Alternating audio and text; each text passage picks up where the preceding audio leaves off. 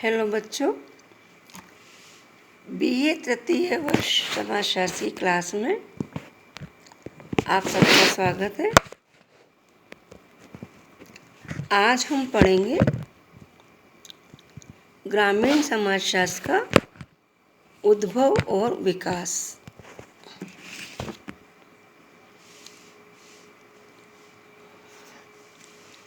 ग्रामीण समाजशास्त्र का उद्भव और विकास के बारे में मैं आपको आज बताऊंगी। गांव के बारे में अध्ययन वैसे तो अंग्रेजों के समय से ही शुरू हो गए थे, फिर भी इनकी महत्ता स्वतंत्र प्राप्ति के पश्चात ही अधिक हुई है।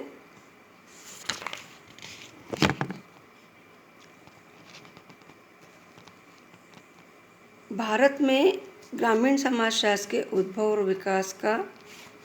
विकास को हम 4 चरणों में विभक्त करते हैं। पहला चरण है ग्रामीण समाजशास्त्र का प्रसव काल। दूसरा चरण है ग्रामीण समाजशास्त्र का शैशव काल। तीसरा चरण है ग्रामीण समाजशास्त्र का किशोर काल और चौथा चरण है ग्रामीण समाजशास्त्र का प्रौढ़ काल। तो ग्रामीण समाजशास्त्र का उद्भव और विकास का पहला चरण है ग्रामीण समाजशास्त्र का प्रसव काल।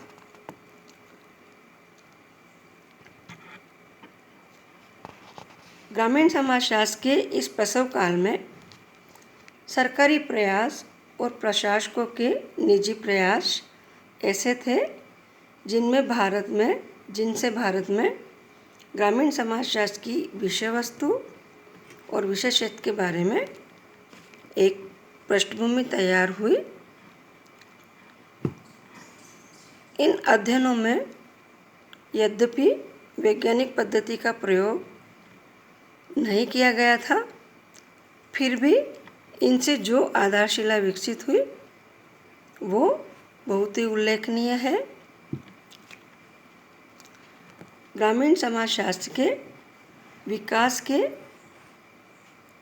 प्रसव काल में सर चार्ल्स मेटकॉफ की रिपोर्ट, सर जॉर्ज वर्डवुड का योगदान तथा वेडन पॉवेल का योगदान और अन्य अंग्रेज प्रशासकों के प्रयास बहुत ही उल्लेखनीय है, जिन्होंने भारत में ग्रामीण समाजशास्त्र की एक मजबूत नींव रखी।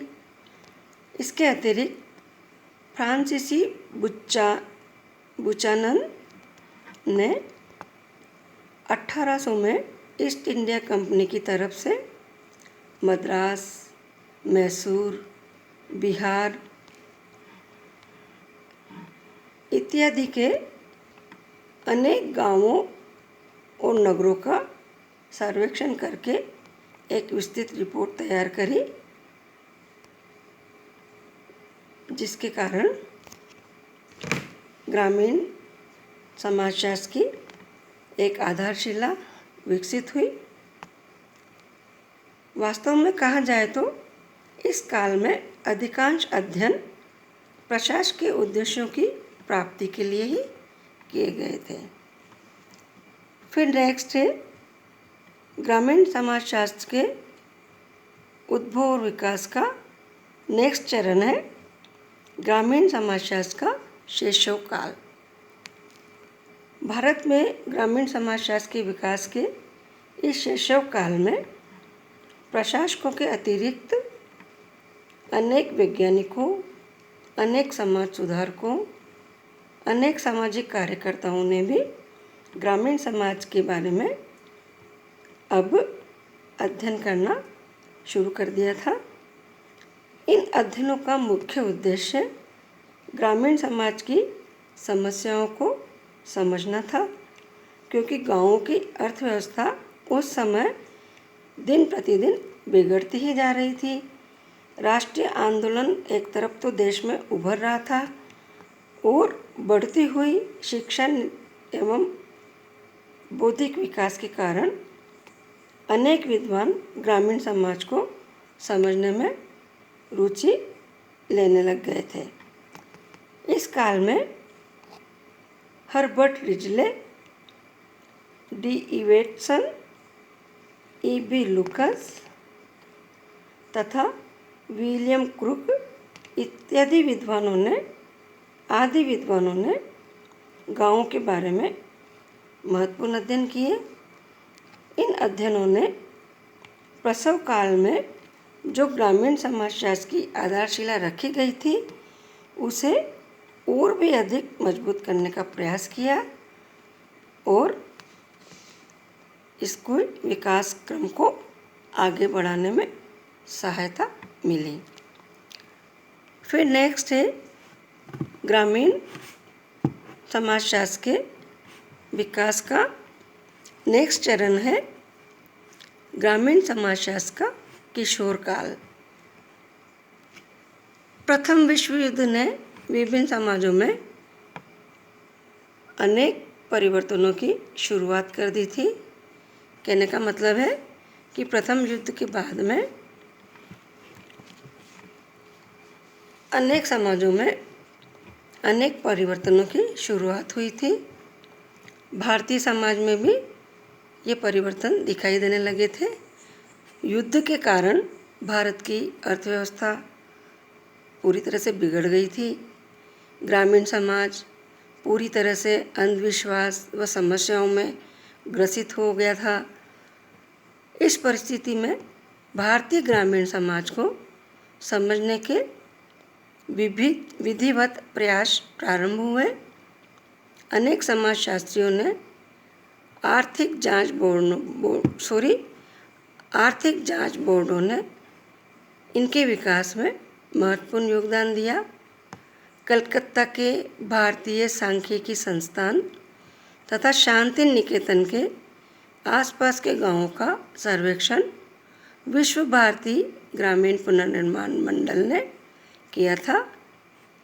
इस काल में Malcolm Darling, G S. Ghurye, V G. Ranade, J C. Kumarappa, D R. Gadgil, J H. Hutton आदि विद्वानों ने गाँव के बारे में महत्वपूर्ण अध्ययन किए और इसके उद्भव और विकास को आगे बढ़ाया।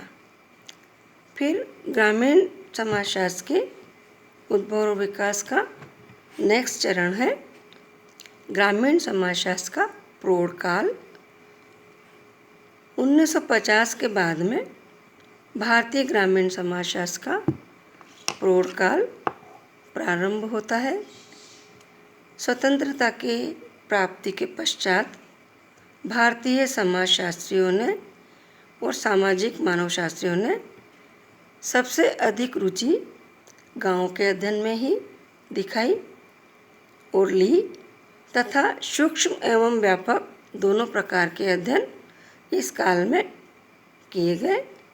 इस काल में जिन समाजशास्त्रियों ने अध्ययन किए उनमें से प्रमुख थे S C. Dube, M N. Srinivas, D N. Majumdar, Radha Kamal Mukherjee, McKim Marriott, A R. Desai, Brijraj Chauhan, Yogendra Singh, K L. Sharma, Yogesh Atal, G S. Ghurye, Ramkrishna Mukherjee आदि विद्वानों ने ग्रामीण समुदाय के विभिन्न पक्षों का खुलकर अध्ययन करके ग्रामीण समाजशास्त्र को एक सुदृढ़ आधार प्रदान किया और इसके विकास में बहुत ही योगदान प्रदान किया।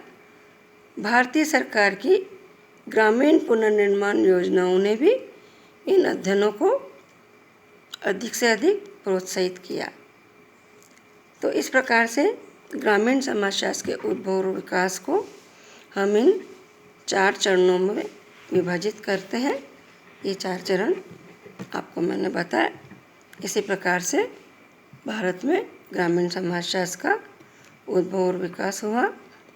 आज भारत में ग्रामीण समाजशास्त्र स्नातक कक्षाओं के लिए एक अनिवार्य विषय के रूप में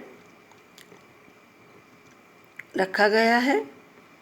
BSc agriculture engineering, BSc home science, BSc veterinary science, BSc agriculture science आदि में ग्रामीण समाजशास्त्र एक अनिवार्य विषय है तथा इसे विशेषीकरण का प्रमुख विषय माना जाता है। भारत के अनेक विश्वविद्यालयों में स्नातक तथा स्नातकोत्तर कक्षाओं में ग्रामीण समाजशास्त्र सामान्य समाजशास्त्र विषय में एक प्रश्न पत्र के रूप में पढ़ाया जाता है।